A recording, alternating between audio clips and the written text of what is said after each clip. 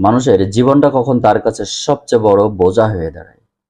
কারণ একটা মানুষ যখন তিলে তিলে তার স্বপ্নটা গড়ে তোলে, সংসারটা সাজায়, সম্পর্কটাকে উন্নয়ন করে, ঠিক তখনই যখন এইগুলো ভেঙে পড়ে, সম্পর্কটা যখন দুর্বল হয়ে যায়, সংসারটা যখন ভেঙে পড়ে, রক্ত যখন তফাৎ হয়ে যায়, তখন মানুষের কাছে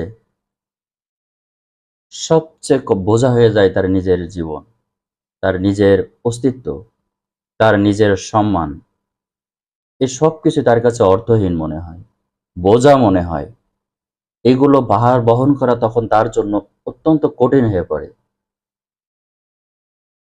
তার জীবনের সমস্ত মানেটাই যেন বৃথা হতে থাকে। তার যে তিলে তিলে গড়া যে রক্তের সম্পর্ক বাঁধনটা ধীরে ধীরে নষ্ট যখন হতে থাকে, তখন তার জীবনটাকে অর্থহীন মনে হয়। না পারে কাউকে বলতে, না পারে কাউকে জানাইতে।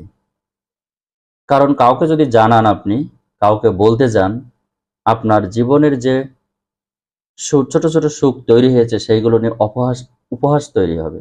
সেইগুলো নিয়ে মানুষ প্রশ্ন করার সুযোগ পাবে। মানুষ তখন বিভিন্ন ফাঁক ফোকর খুঁজবে এবং আপনার যে সম্মান, আপনার যে মর্যাদা, সেটাকে নিয়ে উপহাস করার সাহস পাবে। আপনাকে মূল্যহীন ভাববে, আপনাকে অস্তিত্বহীন ভাববে। আপনি তখন একটা সমাজে ভ্যালুলেস পার্সন হয়ে থাকবেন।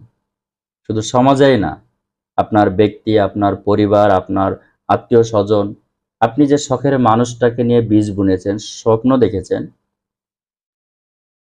তার কাছেও আপনি মূল্যহীন হয়ে যাবেন।